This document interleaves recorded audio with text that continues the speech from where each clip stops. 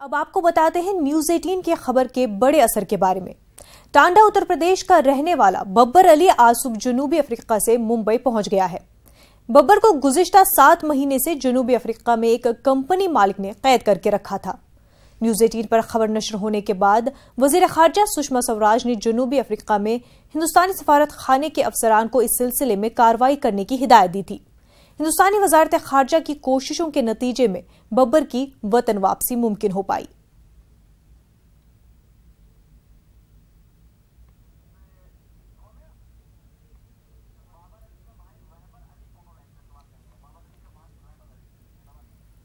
नाजरीन, इस वक्त बब्बर अली के भाई रहबर अली हमारे साथ जुड़ चुके हैं। रहबर, आपसे जानना चाहेंगे कि कितनी दिक्कतों के बाद जो है बब्बर अली को वापस लाया गया है, क्या कुछ मुश्किलात का सामना करना पड़ा और किस तरह से उनको वापस लाया गया? मुश्किलों का सामना हम क्या बताएं आपको कि कितना हम परेशान हुए, कितना हमारे घर वाले परेशान हुए और हमारे चाहने वाले जितने सब हमारे साथ थे। लगातार 6 महीने से हम उनके पीछे चल रहे थे और शोर सपोर्ट इनसे उनसे सबसे दुआई किए किसी तरह से हमारा भाई वापस आ जाए, लेकिन वो आदमी जो है किसी की सुनता नहीं था। जो यहाँ से भिजवाया था, जिसका नाम शहजाद है, वो आगरी पाड़े में रहते हैं।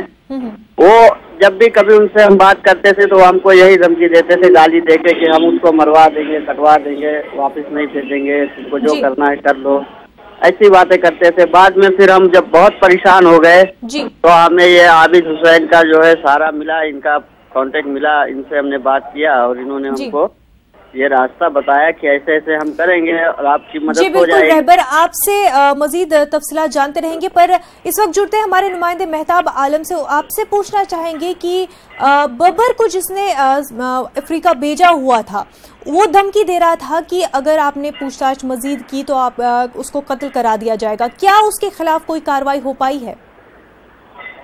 जी, उसके खिलाफ कोई कार्रवाई नहीं हुई है अभी तक का। अब जो कर किए हैं यही हमारे आबिद हुसैन साहब और उनके जरिए से माननीय मंत्री सुषमा स्वराज जी, इनकी हेल्प से जो हमारे भाई वहां से वापस आ सके हैं। जो काम 6 महीने से नहीं हो पाया था, वो काम इन्होंने 2-3 दिन में हमारे लिए करके दिया है। ये इनका बहुत बहुत एहसान है हम पे, हम इनके बहुत शुक्रगुजार हैं। जी रहबर, अब बहुत बहुत शुक्रिया आपका न्यूज 18 उर्दू में। अब रुख करेंगे हमारे नुमाइंदे मेहताब आलम का। मेहताब, आपसे जानना चाहेंगे कि जैसा कि बब्बर अली के भाई बता रहे थे कि जिस शख्स ने बब्बर को वहां भेजा हुआ था वो काफी धमकियां दे रहा था, क्या उसके खिलाफ कोई कार्रवाई नहीं हो पाई है? क्या उसके खिलाफ कोई FIR दर्ज नहीं हुई है?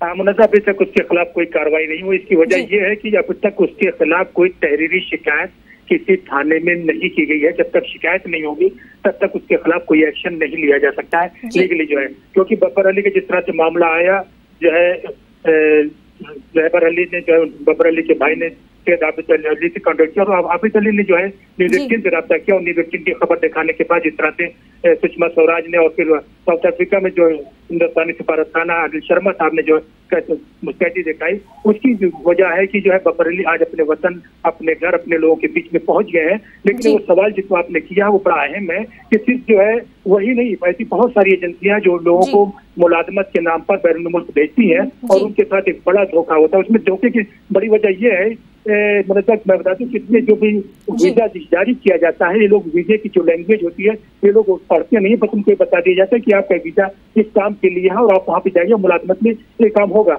लेकिन जब वहाँ पे वो लोग जाते हैं वो वीजा को नहीं पढ़ती है, किसी से पढ़वाते भी नहीं है, तो वहाँ पर जाकर उनके पास पता चलता है कि उनके साथ एक बड़ा धोखा किया गया है। इसी तरह के कई मामले सऊदी अरबिया से भी हमारे सामने आए थे। उनको जो ये कहा गया था कि आपको इंजीनियर के फला होते पर बुलाया जा रहा है, लेकिन जब वहाँ वो लोग पहुंचे तो मालूम हुआ कि उनको बकरी चराने का काम दिया गया, क्योंकि वीजा जो इशू किया गया तो बकरी चराने के ही था। लेकिन जो शख्स वहाँ पर गया उसको ये नहीं मालूम कि वीजे में लिखा क्या गया, उसकी लैंग्वेज क्या है। यहाँ पर दोनों तरफ से भी काम करने की जरूरत है। एक तो वो लोग जो जहर हिंदुस्तान से बाहर मुलाजमत के लिए जाते हैं उनको बेदार किया जाए कि पहले आप अपना वीजा पढ़ लीजिए कि वीजे की इबारत क्या है, किस काम के लिए आपको वीजा इशू किया गया है। और दूसरा है कि जो एजेंसी इस तरह का धोखा करती है उनके खिलाफ भी कदम उठाया जाना चाहिए, तभी इस तरह के कामों पर रोक लग सकती है। मेहताब, क्या ये जो एजेंसियां जो लोगों को मुलाजमत का वादा करके बाहर भेजती है, क्या ये रजिस्टर्ड होती है? क्या इसका एक कोई लीगल रास्ता है जिसके जरिए ही ये लोगों को दूसरे मुल्क भेजती है मुलाजमत के लिए?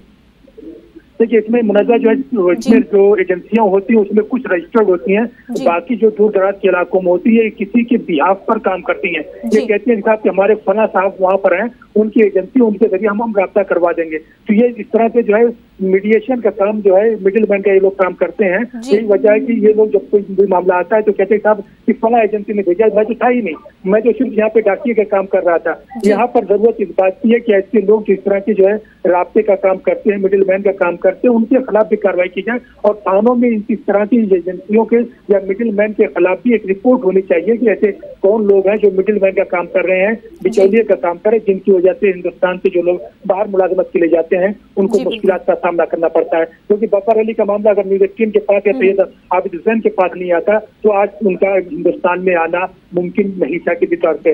जिस तरह से न्यूज़ 18 ने इसकी मुस्तैदी दिखाई और न्यूज़ 18 की खबर के बाद जिस तरह से घंटे भर के अंदर जो है वज़ारत खारजा ने इस पर एक्शन लिया और अनिल शर्मा ने वहाँ पर जाकर राब्ता किया, ये उसी की देन है कि आज बब्बर अली अपने घर अपने लोगों के बीच है और वो खुशियां सेलिब्रेट कर रहे हैं जो उनके तसव्वुर से बात थी। क्योंकि जिस तरह से बब्बर अली से हमारी बात हुई, उन्होंने ये साफ कहा कि उन्हें उम्मीद नहीं थी कि शायद वो अपने लोगों से कभी मिल भी सकेंगे जिस तरह की अज़ियत की जिंदगी गुजार रहे थे। जी बिल्कुल मेहताब, और लोगों का भी अवेयर रहना बहुत ही जरूरी है। ऐसे धोखेबाजों से खबरदार रहना लोगों का बहुत जरूरी है ताकि आइंदा इस तरह के हादसा जो है, इस तरह से लोग बाहर दूसरे मुल्कों में ना फंसे। बहुत बहुत शुक्रिया मेहताब आलम आपका हमारे पास जानकारी फराहम करने के लिए।